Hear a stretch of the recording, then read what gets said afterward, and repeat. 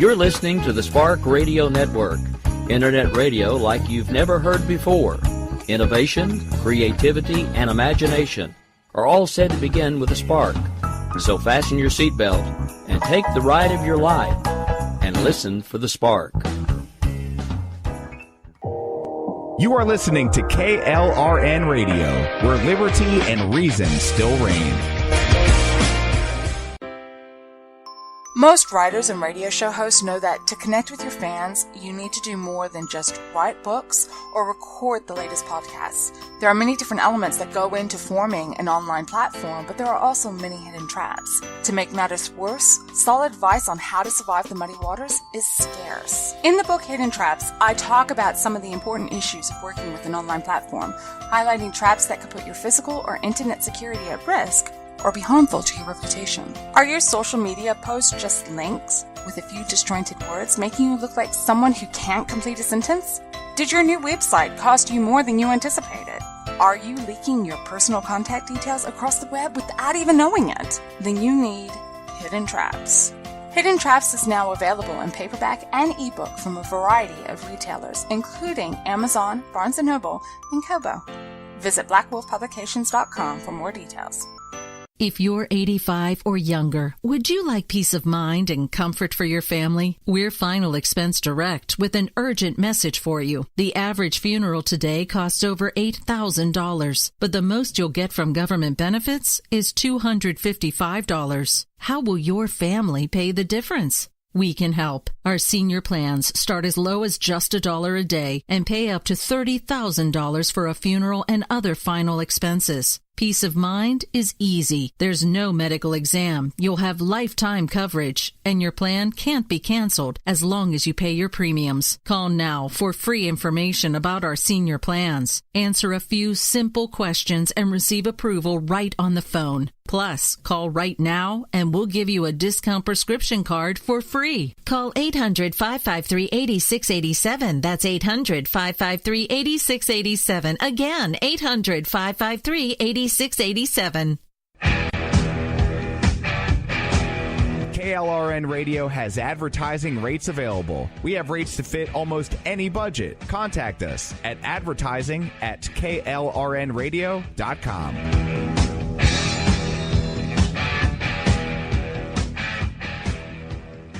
Everyone loves liberty. Our rights come from God, not the government. So why are you letting other people tell you what's best for your health care? Exercise your freedom with Liberty Health Share. Liberty Health Share is a community of people who voluntarily share one another's medical costs. Liberty Health Share is founded on the idea that most people truly want to help one another. Healthcare sharing allows members to do just that as a true community that supports one another in times of need. Liberty believes people should make decisions for themselves and their families. Members are able to take back the freedom to make their own decisions about their health care. Freedom from guilt or doubt about how your money is used. You have the freedom to direct your health care, not to be dictated to by bureaucrats. Stop letting others tell you what to do and join a community of like-minded people. Exercise your freedom. Join Liberty Health Share and take back the control of your health care while helping those around you. Call Liberty at 855-58-LIBERTY. Again, that's 855-58-LIBERTY for more information, or you can check them out at libertyhealthshare.org. Again, that's libertyhealthshare.org.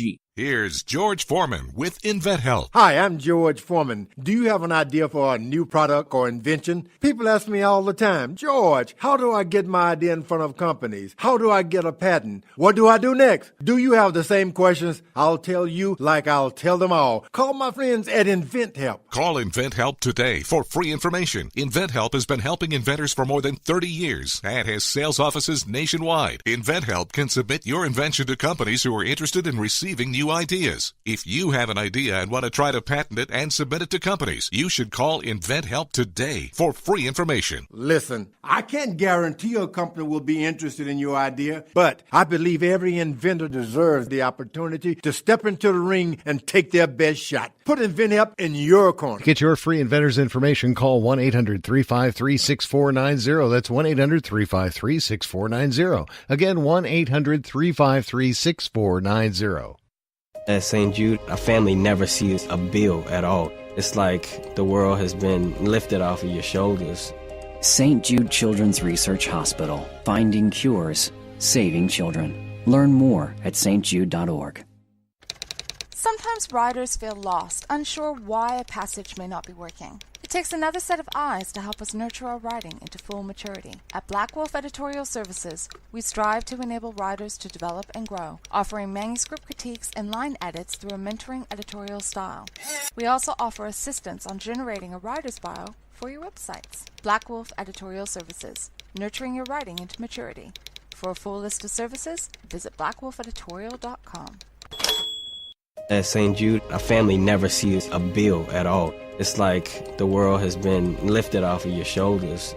St. Jude Children's Research Hospital. Finding cures. Saving children. Learn more at stjude.org. You're listening to the Spark Radio Network, Internet radio like you've never heard before. Innovation, creativity, and imagination are all said to begin with a spark. So fasten your seatbelt and take the ride of your life and listen for the spark.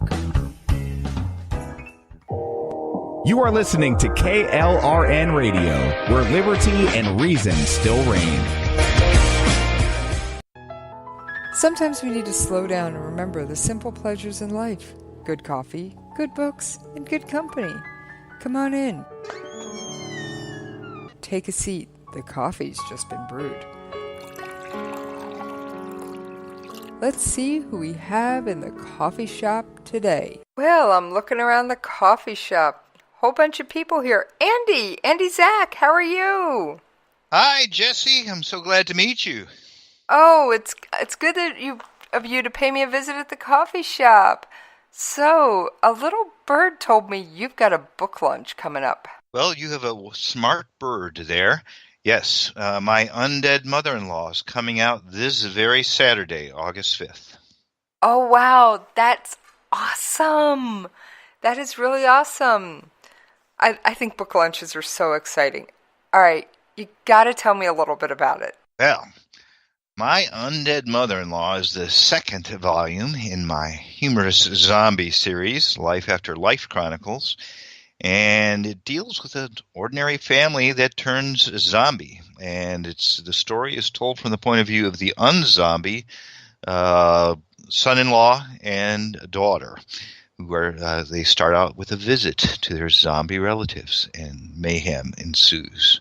Okay, now is this the typical zombie thing where if they bite you or attack you or something, you turn into a zombie?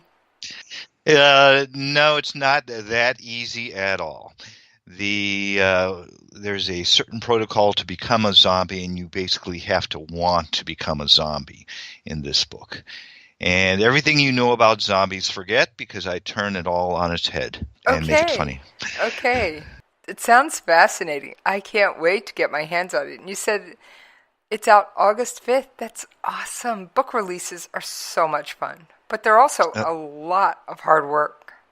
Oh, man, yeah. I've been running around busier than a paper hanger with one arm. Oh boy, that's a good one. So, old one. It is a very old one, but it's always funny. How long did it take you to write this book? Well, the original plan was to write it in November. It was November of 2016. It was to be a novel for November. Crank out 50,000 words in 1 month, and that's how I get motivated to crank out words. I only did 48,000, and I was over 10,000 short of how much it ended up. It took me almost 60,000 words to finish it up, and it had to grind back and forth until all the way into March of 2017. By the end of March, I was in fairly good shape, and I sent it off to my editor at that time. Well, I'm glad of two things. One, I do know about NaNoWriMo, National Novel Writing Month. Yes. Now, I'm not a NaNoWriMo. I've tried, and repeatedly failed. But what I do is if you check out my website, Jesse's Coffee Shop, there's actually a chat room for NaNoWriMo hiding on it. Cool. So, and it's pretty active during the month of November. I have a couple of ML friends that, you know, they're the moderators. They keep an eye on it. And occasionally I'll pop in and visit with what I affectionately call my wordsmiths. Yes. So that's a great motivator, I tell you that. And it keeps you cranking every day for a month. I tried last year. I think I got somewhere either 3,000 or 5,000 words in 30 days. Oh, my. Let me guess. You're a radio star, but you're not a novelist. I am not a writer. Now, our station manager is, and one of our other show hosts is. They're writers.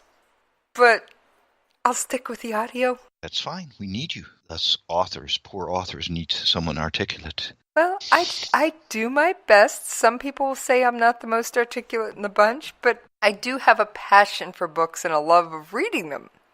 You'd fit right into our family. We sit around the living room reading books in the evening. That sounds amazing. So I am blessed with a wonderful reading speed, and my Kindle, yes, I've resorted to Kindle, is always with me. We have, I think, 2 Kindles and a Nook, and then lots of books in the house. Well, that's awesome. We can't do a lot of physical books because, well, if you read my bio, I am a Special Forces widow, but I remarried, and I married another member of the Armed Forces. Ah. So we move every 3 to 5 years, and there's this pesky thing called weight limit. So that's why we do Kindle. Yep, that makes perfect sense. Now, we each have our favorite couple of authors that we'll buy the hardback, but we probably buy the hardback to put on the shelf and read it on the Kindle. Here is a truth. If you have a 1-bedroom house and you like books, you fill it up with books. If you have a 2-bedroom house, you fill it up. If you have a 3-bedroom house, you fill it up. A 4-bedroom, 5-bedroom, they all get filled up with books after a while. That is quite true. So your things expand to fill up the space you have. That is very true. And we've had different size houses at different bases, so we have to be able to expand and contract based on the house. Now, enough about me. So I'm glad you used an editor. That's one thing that I hear that, I did it myself, and I just cringe. Hate to send my first draft to anybody, and I consider anything before I send it to the editor my first draft, even though I go through it 2 or 3 times. Well, that's a sign of a good book, actually, one that's been edited. And not merely once. My editor does line editing with developmental and line approach, line-by-line sentence improvement throughout the novel. And then my editor also then finishes up with a copy edit when it's all done. See, that's the way to do it. Now, are you self-published, traditional published, or some other hybrid method? Great question. I am definitely self-published. After I wrote my first book, Zombie Turkeys, I researched publishing to see which path I should go. So the more I read, the more I was appalled at the state of publishing. And then I eventually settled on publishing through Amazon Kindle simply because it was the least amount of effort and work on my part. Well, many people take that option, and I've found great books that are self-published as well as lousy books that are traditionally published. So I don't put either method down. I say to each their own. Well, there was a stigma with self-publishing up until the 2000s, I'd say. And then after that, it's pretty much accepted by and large, except perhaps by the most literary snobs you can find. I think it's a perfectly valid route. I've also heard of crowdsourced publishing and various other little things. So that's why I call those fit in what I call the hybrid models. Yes. Now, question about your book cover, which looks fantastic, indeed. By the way. Thanks so much. Did you do that yourself, or did you pay someone to do the book cover? Definitely paid someone to do it. I can write, I cannot draw, and my son's best friend from school, from 6 years old, they've been friends, and he became a fine artist and illustrator, Sean Flanagan. He did both covers and both books, Zombie Turkeys and My Undead Mother-in-Law. Now that sounds like the way to go. Somebody who's actually a graphic artist. Oh, absolutely. And he's passion is graphic novels, so we're converting Zombie Turkeys to a graphic novel. Oh, that sounds fun.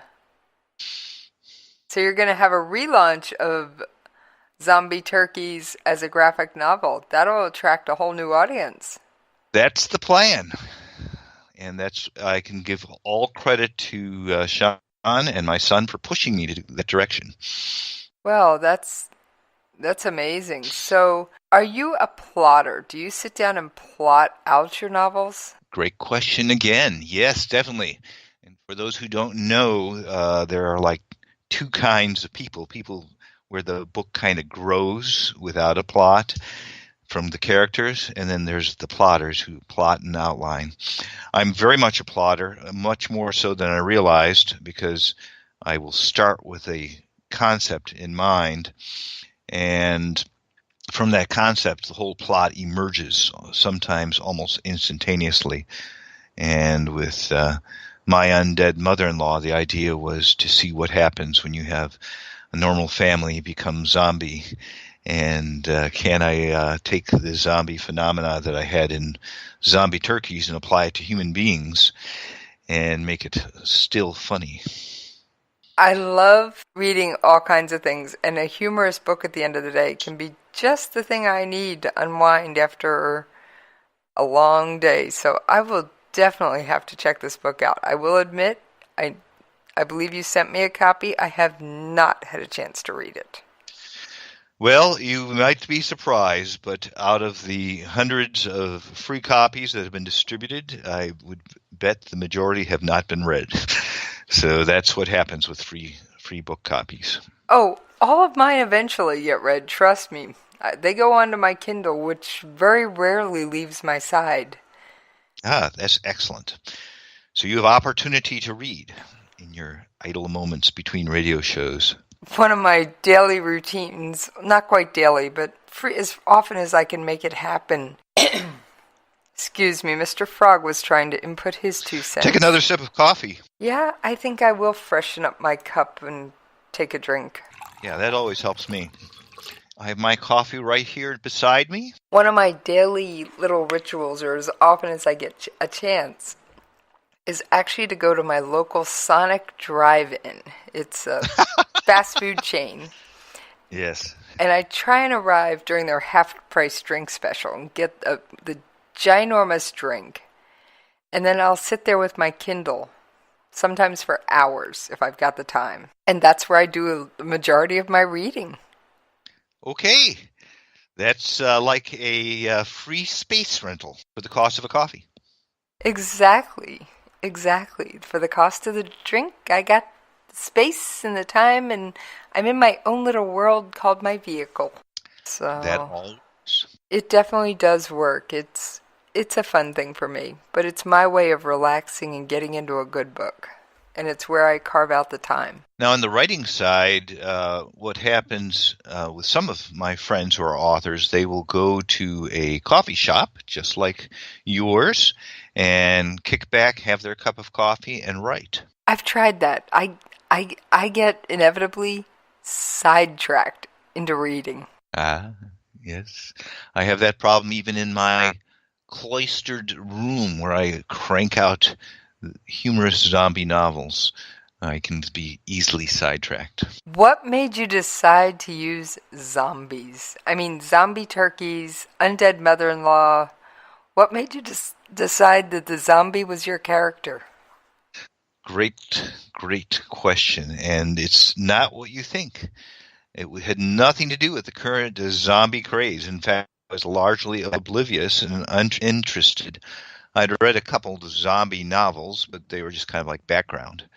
And it all happened before Thanksgiving. I knew I was going to be laid off, or actually forcibly retired from my former job. And I was trying to think, well, what kind of book can I write for a NaNoWriMo? 1 month book, something fun and easy to write. And we had fried turkey for a test of our turkey fryer. We had just gotten a new one. And around the dinner table, we were eating the turkey, and someone laughed and said, well, what if it came back to life? Well, I was sitting there on the table, and I thought, oh, it'd be like a zombie turkey. And so from that one incident, I thought of a whole plot. That is outstanding. Like I said, I've tried to write. My words seem to come out better spoken.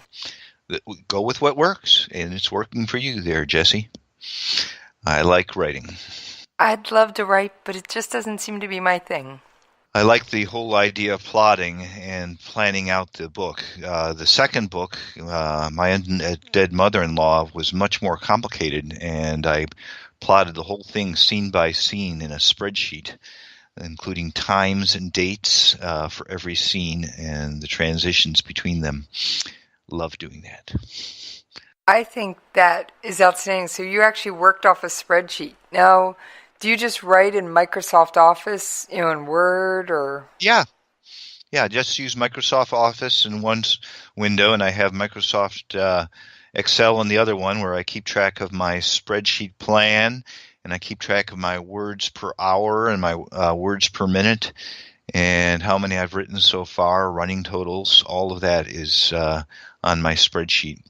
Now, when I decided I was going to try writing, and like I said, try, because, well, I'm not a wordsmith or a writer. I was introduced to a software program called Scrivener. Oh, I've heard that. I actually have a free version. I haven't tried yet. And I will say it does have a little bit of a learning curve, but, and I tried picking around with things, different ideas. None of them ever came to pass for more than a couple thousand words. But it had a place for research and a place for pictures and, I could have character outlines. I got more into doing the background stuff and never writing the book. And I'd inevitably get up. I'd go to research one little thing and spend my hours chasing down some obscure fact.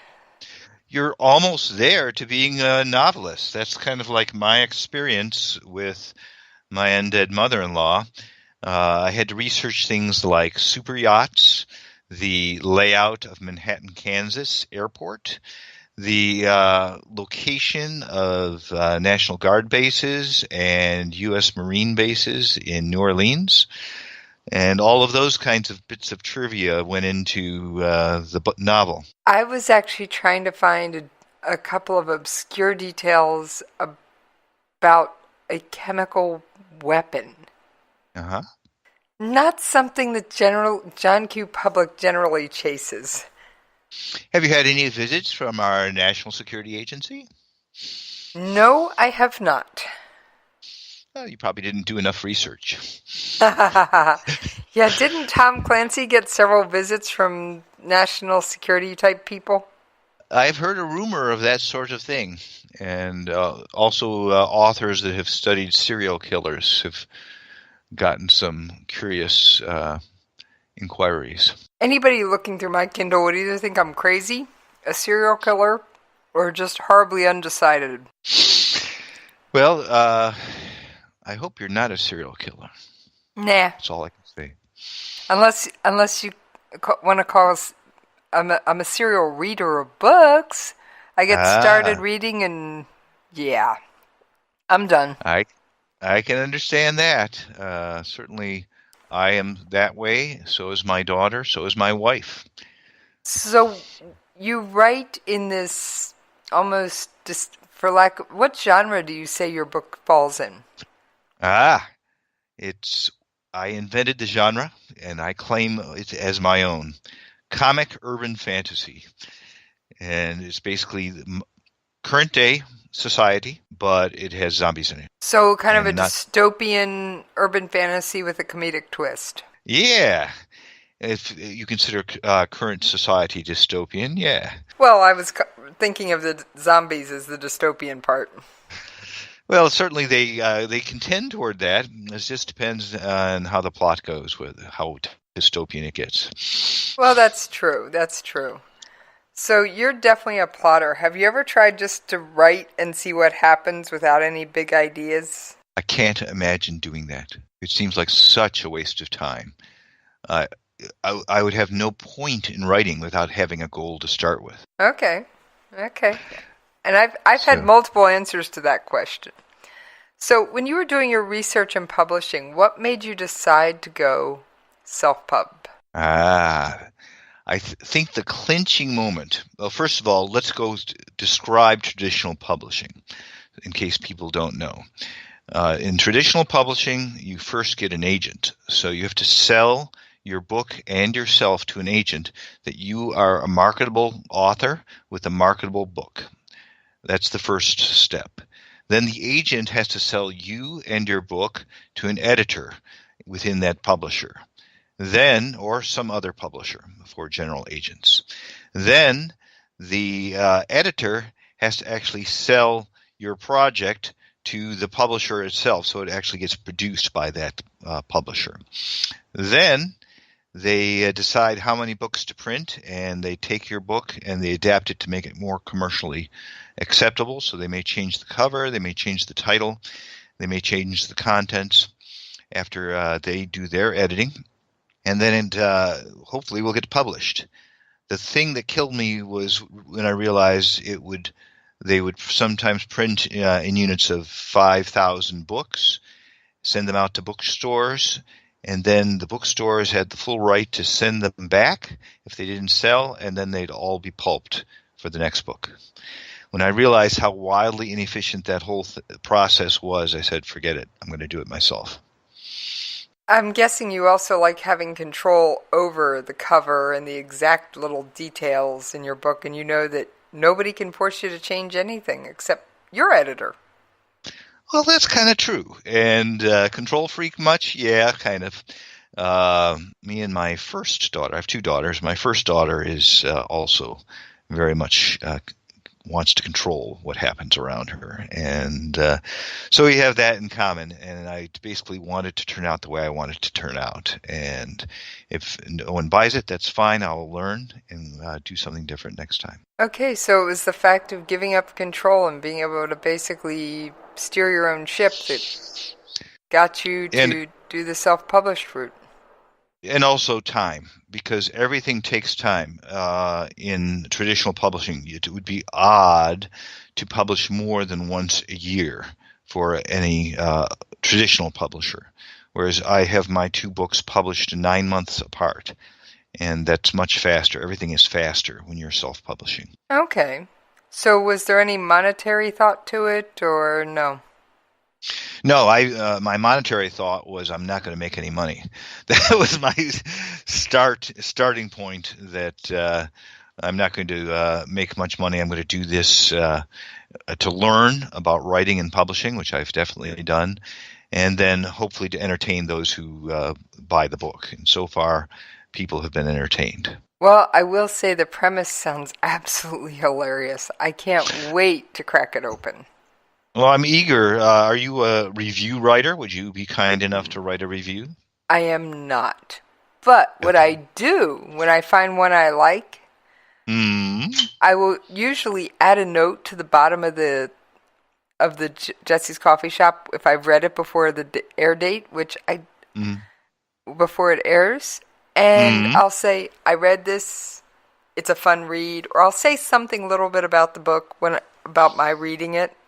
You know, easy read, kept me in stitches. I won't give away a spoiler. That's good. I don't do your classic review. That's fine. To me, that sounds like what I would call an Amazon review, where a person just reads the book and writes one sentence what they think. Right, and I'll usually tack that on to the end of when I post in conjunction when the episode airs. I put up your book cover, your book blurb, and your bio on my website, and I'd with the episode, and I send all that out on Twitter, on Facebook. I make sure you get several links to it, and also that I give you a version of the audio so you can put on your website. Wonderful. That's just great. So I would advise. Then I will link to your show from my website. I will actually give you a widget, and that's one of the things about being in control, where you don't actually have to link to it. You can actually embed this episode of my show on your website. So can't beat that with a stick. So your fans don't have to go to mine, but I like having my own site, if nothing else.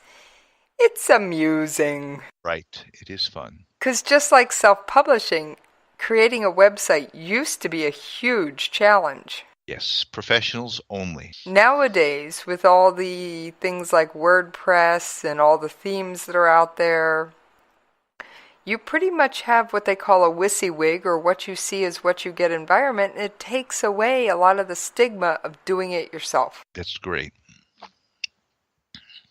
So, did you build your own website? No. I hired a professional developer to create the website using WordPress, and then I was not happy with the outcome, and now I'm having it redesigned and remade by another professional editor, professional developer. So I can devote time to website development and maintenance, or I can devote time to writing, and I'd rather write. Well, for a lot of people, they don't have the money to go out and get the professional web designer. Well, if you have the mindset, I'm going to lose money already, then you don't care about throwing the money away. True. That's a very good point. So, well, I think, Andy, we're going to, unfortunately, on the radio, we still got to pay bills around here. So I think we're going to refresh our coffee and take that ever-impending commercial break. And I will see all of you. Andy and I will be back on the other side. Sometimes writers feel lost, unsure why a passage may not be working. It takes another set of eyes to help us nurture our writing into full maturity. At Black Wolf Editorial Services, we strive to enable writers to develop and grow, offering manuscript critiques and line edits through a mentoring editorial style. We also offer assistance on generating a writer's bio for your websites. Black Wolf Editorial Services, nurturing your writing into maturity. For a full list of services, visit blackwolfeditorial.com. If you're 85 or younger, would you like peace of mind and comfort for your family? We're Final Expense Direct with an urgent message for you. The average funeral today costs over $8,000, but the most you'll get from government benefits is $255. How will your family pay the difference? We can help. Our senior plans start as low as just $1 a day and pay up to $30,000 for a funeral and other final expenses. Peace of mind is easy. There's no medical exam. You'll have lifetime coverage, and your plan can't be canceled as long as you pay your premiums. Call now for free information about our senior plans. Answer a few simple questions and receive approval right on the phone. Plus, call right now and we'll give you a discount prescription card for free. Call 800-553-8687. That's 800-553-8687. Again, 800-553-8687. Here's George Foreman with InventHelp. Hi, I'm George Foreman. Do you have an idea for a new product or invention? People ask me all the time, George, how do I get my idea in front of companies? How do I get a patent? What do I do next? Do you have the same questions? I'll tell you like I'll tell them all. Call my friends at InventHelp. Call InventHelp today for free information. InventHelp has been helping inventors for more than 30 years and has sales offices nationwide. InventHelp can submit your invention to companies who are interested in receiving new ideas. If you have an idea and want to try to patent it and submit it to companies, you should call InventHelp today for free information. Listen, I can't guarantee a company will be interested in your idea, but I believe every inventor deserves the opportunity to step into the ring and take their best shot. Put InventHelp in your corner. To get your free inventor's information, call 1-800-353-6490. That's 1-800-353-6490. Again, 1-800-353-6490. To be able to just get my son to St. Jude and not think about how we will pay for it, it just takes so much weight off of my family. St. Jude allowed me to focus on being a mom to Bryce. And sometimes I'm just in awe of the impact St. Jude has, not only on this community, but the world. St. Jude Children's Research Hospital. Finding cures, saving children. Learn more at stjude.org. Most writers and radio show hosts know that to connect with your fans, you need to do more than just write books or record the latest podcasts. There are many different elements that go into forming an online platform, but there are also many hidden traps. To make matters worse, solid advice on how to survive the muddy waters is scarce. In the book Hidden Traps, I talk about some of the important issues of working with an online platform, highlighting traps that could put your physical or internet security at risk, or be harmful to your reputation. Are your social media posts just links with a few disjointed words, making you look like someone who can't complete a sentence? Did your new website cost you more than you anticipated? Are you leaking your personal contact details across the web without even knowing it? Then you need Hidden Traps. Hidden Traps is now available in paperback and ebook from a variety of retailers, including Amazon, Barnes & Noble, and Kobo. Visit blackwolfpublications.com for more details. 1 in 6 seniors faces the threat of hunger, and millions more live in isolation. Drop off a hot meal and say a quick hello. Volunteer for Meals on Wheels by donating your lunch break at americaletsdolunch.org. This message brought to you by Meals on Wheels America and the Ad Council. All right, thank y'all out there for hanging in there with us while we paid those bills. Andy, you enjoying that refill on that cup of coffee? I'm getting more and more cranked up on a caffeine high. Oh, that's always good. So, you retired for whatever reason, or you say forcibly retired from your day job. I call them all day jobs. Yes. And then what made you decide you wanted to write? I mean, you could have done 1,000 things. You could have decided you were going to go feed the pigeons in the park every day. Well, that certainly sounds exciting, especially if the pigeons are zombies. But on the other hand, that's not interesting to me. No, I had always liked writing. I was thinking back to this before the interview. The first time I started liking writing was as an elementary student, probably 3rd grade. I think I was still printing at that point. And we would write stories as part of our writing exercises in class. And I just loved it as a kid, 9 or 10 years old. And so all through school, I always felt creative writing was the easy part of school. And then I go to college and I take my minor in creative writing. And my major was computer programming and systems analysis because I figured I needed to pay bills. And then from there, I had a 37-year career in computers and project management and Six Sigma black belt and all those normal business things. But I always loved writing more than any of those other things. So as soon as I had the chance, I went off and started writing again. Wow. I mean, I can't imagine earning a Six Sigma black belt. For those listeners who have no clue what that is, could you give them just the thumbnail definition of this? Because oh, yes. I know, but I'm willing to bet they don't. That's Six Sigma Black Belt is basically a project manager that takes a look at a current process that's not working well. And the first thing to do is define what's wrong. Then you measure how it's currently behaving. Then you brainstorm and come up with ways of improving it. And there's a whole lot of techniques to do that. And then you make your improvements, and then you measure it again and see how much it's improved. And there are certain statistical techniques you can do to prove that it is the process, whether it's, say, resolving credit card fraud or paying bills on a accounts payable system. You can measure how effective it is before and afterward. And then depending on how effectively the project's run and how good the solution is, you see somewhere between 2 and 3 sigmas improvement. So a sigma is a measurement of the degree of error, and 6 sigma means 1 error in about 3 million or so.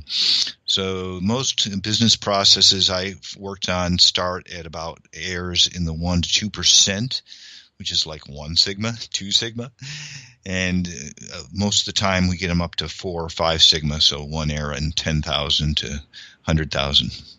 Wow, that also sounds like a very fascinating concept. And just for the record, you're not the first Six Sigma black belt I've met. Well, excuse me, I'm impressed now.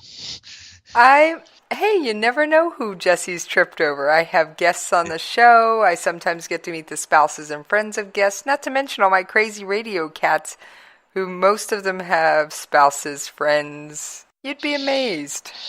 No, I wouldn't. Sounds like it would actually be a fun job from my point of view, too.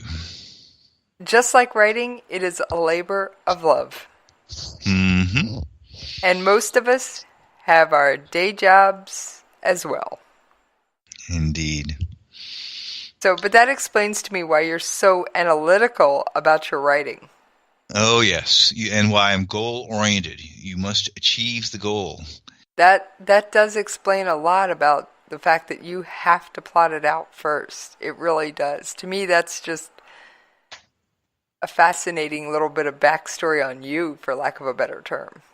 Well, yes, and I've learned that there are really those two kinds of authors, those who are plotters and those who are character-oriented and just kind of let the story grow around the characters.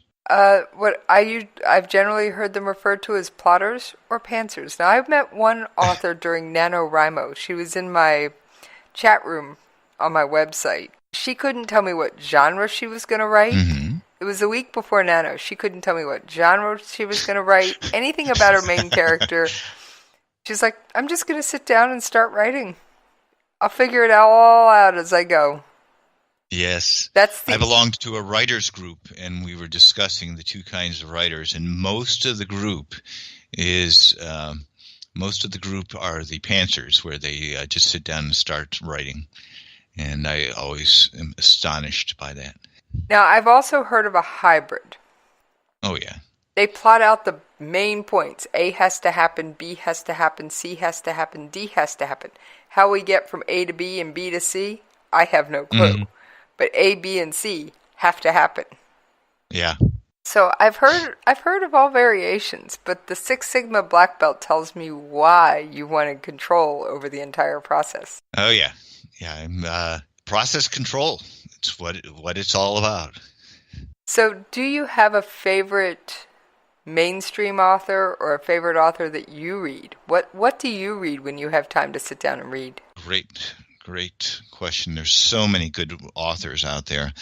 So I'm not going to denigrate any author because there's a lot of great ones out here. And I assume you want contemporary authors because I like a lot of older authors as well, like C.S. Lewis, Madeleine L'Engle, and going back to J.R. Tolkien. So all of those works are like 40 and 50 years old. But we go to contemporary authors. Most of my genres I read are fantasy and science fiction. And of those, I like to read John Ringo quite a bit, military science fiction. In fact, a lot of my main zombie literature I've read was from John Ringo and his Dark Tide Rising. That is probably where I first got the idea of a zombie novel. That's fascinating. So you draw inspiration from the world around you. Do you ever just plain get stuck on when you're trying to plot out a novel? Yeah, so far it's happened 2 out of 2 times. What happens is I will write a fun, exciting scene, and I have another scene in mind for a next chapter or two. But getting from point A to point B, I don't see any way to get there. So I'm stuck, and I don't want to write the transition scene because I don't know exactly what's going to happen in the future, and I don't know where to go from there. So I actually solved this last book. What I did was I went ahead and wrote the scene I wanted to write first without worrying about the transition, just completely leave the transition off. And then I went backwards, a step before the next scene, what happened? And then a step before that, what happened? And then the step before that, what happened? And then as I went backwards, I eventually connected the 2 scenes. Okay, so you're not one of those that plots out every little detail. No, not the transitions. I have the major events. Okay, so that kind of puts you into my hybrid plotter pantser category. Well, I wonder if I'm genetically modified as well. If I'm hybrid. Well, your books are definitely hybrid, so it would kind of fit your self-described genre there. Yeah, I guess so. So what's an average day like for you? What do? You get up and do you write every day, or do you just write during November, or how does it work? I'm still working on what my schedule looks like. Remember, I'm still a young author in the sense my first book was just published a year ago on Halloween. Zombie Turkeys came out. Now my Undead Mother-in-Law is coming out in August. And so I'm still learning about my schedule. But after I get over the big push, the daily push of my first draft, and I do work on that pretty much every day for hours. So after I get past that, then I have a lot of promotion work to do. But let's just talk about writing. For when I'm in the writing mode, I try to get started no later than 10 o'clock in the morning. I'll write from 10 to 12 and take a lunch break. I'll have lunch, and then I'll get some exercise. Then I'll go back to work, try and get some start working again by 1 o'clock, and then keep up until 5. So I try to get at least 6 hours of writing work in. When I'm in complete full-bore writing mode. In between books, a lot more is on promotion and social media, but I also try to write like short stories or start plotting out the next book. So do you have another one you're plotting right now? Absolutely. Yeah, I'm really excited about this one. The working title is Paranormal Patriots, and that's probably going to be even more complicated than My Undead Mother-in-Law. Zombie Turkeys was a very simple plot, in my opinion. My Undead Mother-in-Law was more complicated, and this will probably be more complicated still. Well, I can't wait to have you back for the what was that other title? Paranormal Patriots. Paranormal Patriots. Yeah, that one. Don't make a tattoo yet because it may change, but I can't wait to have you back to discuss that one.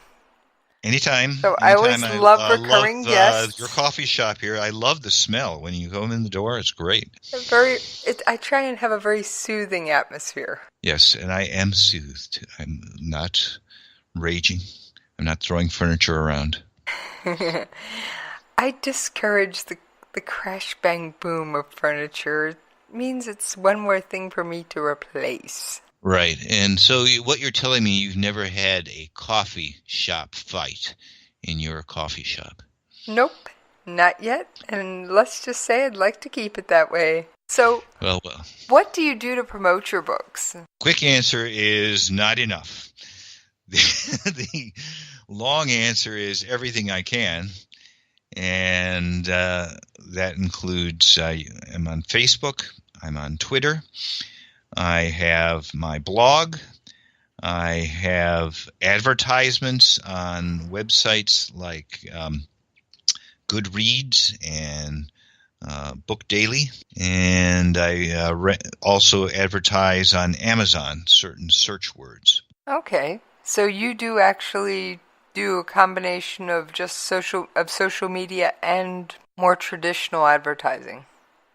Yes, and then my best method is still personal appearances. I try to schedule personal appearances, interviews, and reviews as well. That's why I'm kind of hyped up on reviews. Every review is like another advertisement from one of your readers. Yes, it is. But like I said, I'm not a book reviewer. I like to talk about the process and what goes on. I like to pull back the curtain a little bit because every writer's behind the scenes is a little bit different from that other writer.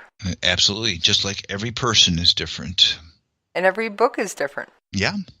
Even the first two I wrote, same author, same genre, same general environment, and even a lot of the same characters, but completely different in plotting. So, you are a NaNoWriMo participant. How did you find out about NaNoWriMo? Oh my, let's think. You're going back to 2015. That was when I wrote Zombie Turkeys. And I had found out about it, I believe, from one of my son's friends who liked to write and was encouraging us to write. And I thought, I should try that. And so once I heard about it and then I got the retirement, I then went forward and I wrote the book. It sounds like you achieved your goal of writing the book. Yes, definitely. And that's satisfying in itself, even regardless of book sales or anything else. So you write your book, you get it edited. I'm presuming there's a couple different rounds of edits and revisions in between there. And then you publish your book, or you get it ready for publication, which I'm sure is a time-consuming task. And yes, then, editing the first time took like 5, 6. It took probably 8 months in the first book, and then the second book it took April to July. So it only took 3 months. Well, that either means you're getting better at your craft, or your editor is excellent at choosing their direction, or both. Yes, I think both. The editor is getting used to me, and I'm getting used to my editor, and we're learning. I think it's great when you can pair with one other person and just work through the process repeatedly with the same person. Yes, keeping the same team going. So I have the same illustrator for both my books, the same editors for both my books, because I have a content editor and then I have a layout editor for the interior design of the book. Wow. So you really do try and make this as close to a traditionally published book as possible. Oh, yeah. The major criticism I've heard of independent published books was crummy editing, both layout as well as content. And so I felt it was worth the money to pay the editors and get a professional result. And I feel, at least in the format and the quality of the words, it is a professional result. You may not like the story, but it's a professional result. So in the appearance of the book, the layout and all that, it's a very professional result. Obviously, reading tastes are subjective. So what advice would you give to someone who's struggling with their writing? Okay. I go back to the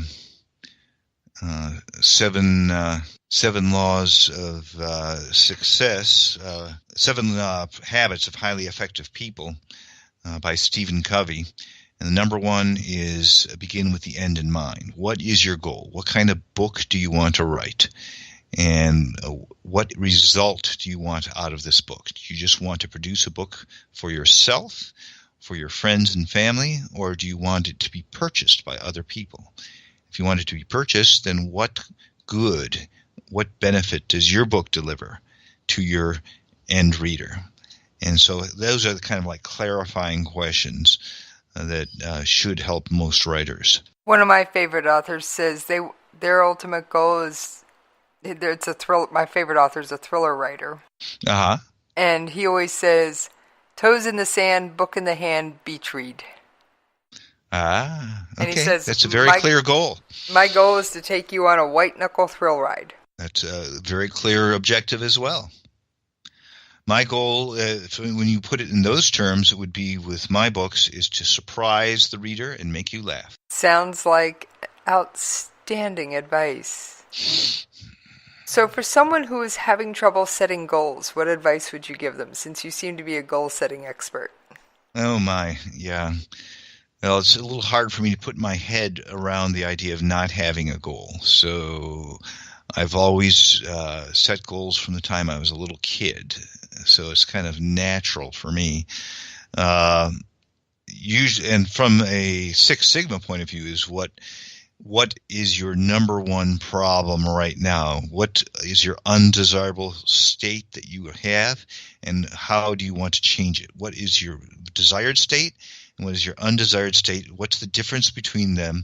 And your goal should be to go from one to the other. That's kind of putting it in Six Sigma terms. Well, I think that's great advice for the listeners, because I know I have many writers as well as just plain book aficionados that do listen to my show. Oh, my. Oh, I've got a little bit of everybody, believe it or not. Some of the listeners of my regular show, which focuses on military and international affairs, will also listen to my coffee shop episodes. So, and those very are good. Two very. I'm interested in your international affairs show because I certainly am. Well, I will tell you more about it as soon as we conclude the interview. So, what was your?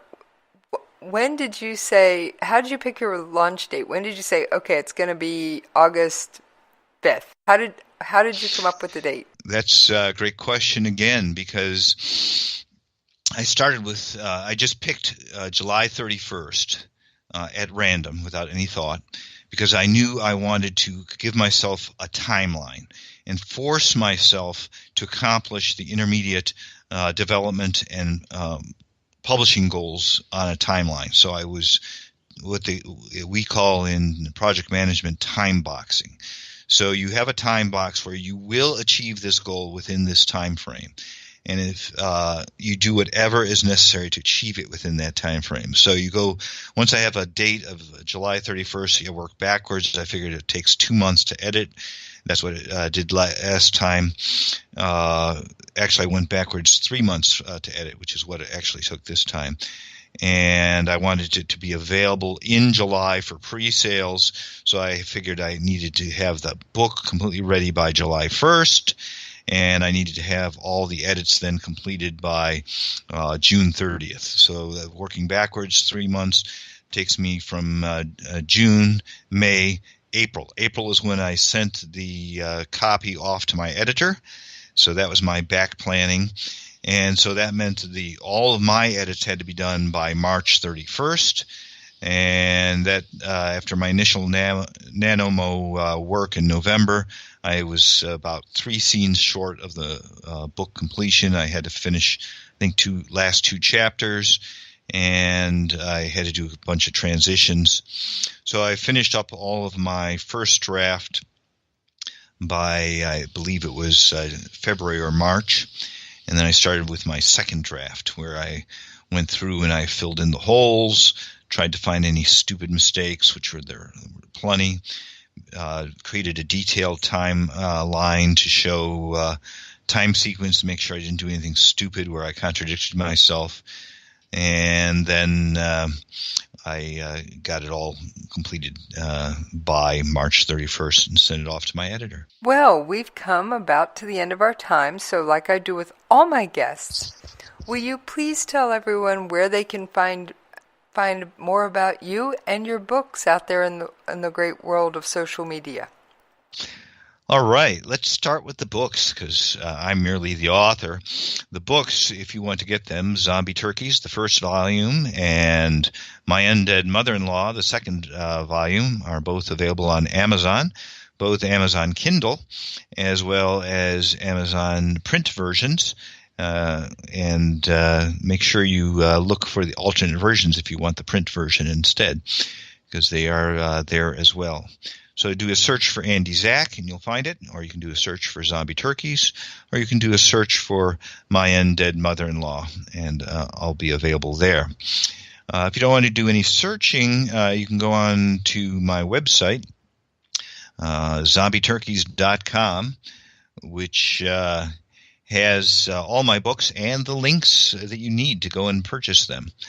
So you can go there, and I also have my blog, which I write on my blog 3 or 4 times a week, and it also gives you an opportunity to get free excerpts and the weekly newsletter, which gives you late-breaking news from the Zombie Turkey front, Andy Zack's doings, my next book, Paranormal Patriots, author appearances, all kinds of things, fun interviews like this. And let's see, that's 2. Then we have Twitter. I'm at Andy Zack numeric 2, and that's on Twitter. I'll tweet stuff, usually links to my blogs. I'm also on Twitter as zombie_turkeys and My Undead Mother-in-Law. I couldn't quite fit the whole thing. But if that's too confusing, you can find me on Facebook. I have a page on Facebook, a Zombie Turkeys book page. and also an Andy Zach page on Facebook, except it's Andy Zach Author on Facebook. So I'm all over the place. Definitely sounds like you're everywhere. And as a reminder to my fellow authors, you can always shoot me an email at Jesse@KLRNradio.com. If you want to be a guest in the coffee shop, you can follow me on Twitter at Jesse's POV. And you can tune in here every Friday night on KLRNradio.com for another episode of Jesse's Coffee Shop. And with that, I think it's time to pour myself a refill and settle in with a good book.